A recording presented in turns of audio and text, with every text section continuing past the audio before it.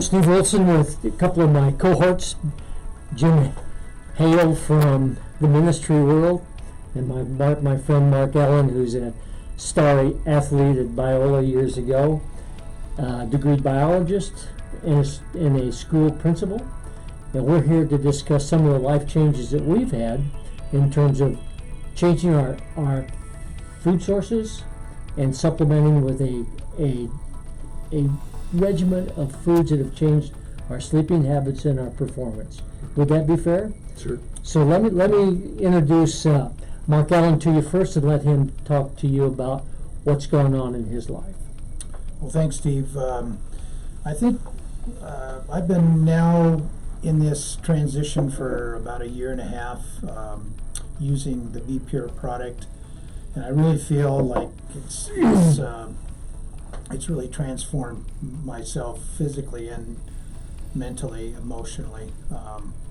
The biggest changes probably came from using the product daily as a supplement with some other natural foods, and doing two other things in combination with the supplement, and that was exercise and just watching the sugar content that I was taking. Mm-hmm. And that, I think, alone was probably the way that it began to show instant results from my physical energy to sleeping and resting, my alertness, and I have to be honest, I've gone kind of outside the lines a few occasions, not too much, but and I notice a difference. My gut notices a difference when I'm off of it. So I think both occasions we were traveling and I didn't have enough product or forgot it. So that tells me that something inside is working, but also that I'm there. You know, it adds up, and I feel as good as I've ever felt in the last 20 years. Combining that with a lot of exercise and outdoor recreation, I think has made the difference to me all the way around, physically, spiritually, and yeah. Well, the whole thing is, our target area is to be examples. And I felt like when I made my change that I wasn't much of an example to those people that I wanted to, to literally have them change, give them a reason to change, because they look at us and say, well, what's it done for you? What all these changes? And Jim, you've had some really interesting experiences, and get into the ecclesia thing, which drew you and I together. Yeah, sure. Our background, of course, really started with following you up a long rock climb, and we were. I was watching you on your 75th birthday take on a new challenge that was something that you weren't necessarily comfortable doing. One time, but you had the strength and you had the energy and the endurance and the will to do it. And that was pretty impressive. So I was watching, you doing your trail running and doing the things that you were doing. And my father had a saying. He says it's better to wear out than to rust out. He was a physician and saw all kinds of people who just didn't take care of themselves, and so they were rusting out in their later years of life. And he just made a determination he wasn't going to live that way. And so he determined that he was going to live well, he was going to eat well, he was going to be active, he was going to exercise, and do these things we're talking about, but just basically taking care of yourself. For me, my motive behind a lot of this was because I have grandchildren and I have children who are active. They love to get out. They love to scuba dive. I'm about to take off to go do a triathlon with them in Hawaii. And so I'm going to be doing a triathlon with my 3 kids and one of my grandchildren and a couple of in-laws and other things, which is going to be great. But I really want to be able to do this through my later years in life. I'm 66 now and 67 this year, and I feel like what I'm doing is intentionally resetting my life for the next 20 years. And I'm doing that through proper eating, exercise, rest, spiritual disciplines, various things like that, exercise. But one of the things has been the Be Pure product that I've been on now for a couple of years. And I really see a difference especially in the energy realm. I'll take off and I'll swim a couple of miles and ride for an hour and a half and run for another hour and eat a little bit along the way because you need to do that, but not much. And at the end of that, it used to be that I would be exhausted for the rest of the day and just want to sleep away the rest of the day after a workout like that. And now I just take a shower and just go on with my day, and I just feel great. Mm-hmm. And so a lot of the energy that's come, I really attribute directly to the Be Pure product. It's been good. I would like for you to carry that over, though, transition into how it would affect the business world that you and I and Mark are interested in having them incorporate a proper regimen Sure. of eating into Sure. performance of the business, and why the businessmen should do this. Well, we've talked about this quite a bit in the past between ourselves, but the obvious reality of our lives today is that we're overfed, overweight, overtaxed, overanxious. We're not a healthy people. And if we're not a healthy people, we don't feel well, if we're not feeling well, we don't produce well, and it affects our productivity on the job, it affects our productivity in the home, it affects our just basic sense of well-being. And so the more I talk to business owners, the more I realize how hard it is for them to find employees who can stay focused and can stay energetic and can stay engaged in what they're doing, sometimes even just showing up for work. And so a person who's involved with any kind of marketplace ministry, whether it's business, education, government, school, churches, whatever it may be, their productivity is going to be directly affected by how well the people perform that are with them. And if those people are without energy, they're not able to focus and do their job well. And so the basic sense of properly taking care of yourself, not just with a supplemental product, but with a proper sense of eating, and a proper sense of rest, a proper sense of sleep, the kind of things that you really need to have to be able to live a life that's peaceful and productive, would be a great benefit to anybody who's involved in any kind of business venture. And so people who are business owners, if they can work a health program for their people in that sense and encourage them and model that for them, then the money they spend on this kind of thing will be amplified incredibly by the productivity that comes back. And the reason that they want to do that is we're trying to build a picture of what it would be like as a believer, and the end result of being obedient to the instructions that we were given to live, which very few of us have ever done, to be truthful with you. What would that do to a business in terms of production and how they would be perceived in the community? And Mark, you deal with educators and parents, and how do you see it when they're disruptive and angry, and what difference has it made in your calmness? And I really want to get your... Well, for me personally, it's reassuring to know that my physical stature is in tune with my mental when I go into working with parents and partnering and trying to educate students and deal with the whole challenges and problems that come up in any kind of public education environment. But I think it's working with the kids directly too where I see a lot of that benefit. They have a hard time believing what I can still do with them. And that's, I really work in a K-12 setting.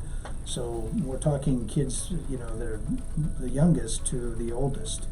And I've got to tell you, it's really fun for me. And it's also important that they see me as sort of somebody doing what they're doing. For instance, if I'm teaching a unit in PE, or I'm taking kids on a hike through from the school, having the energy and the enthusiasm and the passion to do it makes me a more effective teacher, learner, partner. And that just transcends into the meetings with parents and my enthusiasm as a learning leader and a person in the community that hey, he kind of enjoys life. He's positive. He has a reason to want to come back and drive 70 miles each way each day, and he likes it. What's wrong with that guy? There's something wrong with somebody who seems to be really enjoying life at his age, and so part of that is the affirmation that something is going right spiritually as well as physically, but I really feel like a big part of it, as Jim alluded to, was the whole recipe, and be pure being one of them, but also, the other components that are essential in my view, the spiritual life and my spouse, my marriage, everything kind of really permeates from first me. Mm-hmm. And it's hard to do anything for anybody else unless I feel good. Right? Well, I'm curious as to why you three of us, and I speak specifically of the three of us, what kept us from doing this when we were young? Or, And sometimes just plain ignorance. I would take a whole pile of Cheerios when I was a kid and shovel on a bunch of sugar and just, it was no big deal when it came to that. But over time, I began to see different things, like a National Geographic study on refined sugar. And they did an article years ago that correlated the introduction of refined sugar with chronic diseases, heart disease, stroke, various things like that. And they were just right on track. And there were some wake-up calls that came in my life in regards to certain kinds of foods and other things like that. But then, of course, one of them was just being introduced to somebody that's functional, productive, energetic. That's 78 years old now. So you're getting older all the time. I'm not either. Yeah. Some of it's ignorance, some of it's weariness, some of it's bad examples. We live in a place in a time where we are the most anxious nation on the face of the earth, statistically now. And when people are anxious, they don't rest well. They tend to eat in a hurry. They tend to eat fast foods, easy foods. They don't really think about what it is they're doing. They're just trying to cope. Sometimes they use food as an example for comfort and replace a relationship with God with a relationship with a refrigerator. And sometimes it's just a matter of control. This is something I can control. I want that. I can have that kind of thinking that just heads for the Twinkies or whatever it may be along the way. But there's a lot of things that have happened. But mostly, it's just education. It's just the awareness that the way that we eat affects the way that we feel. And certain things, like in my background as a high-altitude climbing guide, I knew that Arctic explorers used fats for energy production. So they just like the Arctic Eskimo, the Inuit and others, they eat a really high-fat diet, including things like whale blubber, the muktuk, and other things like that. And the people who have traveled with them have recognized that when they were eating their energy bars and they were eating their processed things compared to what they were eating, they were cold when it was 40 and 50 below zero all day long. And then as soon as they switched and started eating the diet that was the high-fat diet, they started producing way more heat and they started to warm up. And it was because the energy production kicked right up with the proper sense of eating. Wow. You help people with in regards to your breakfast cereal that you have concocted that has a lot of nuts and seeds and other things in it, a lot of higher fat content. All the wrong stuff.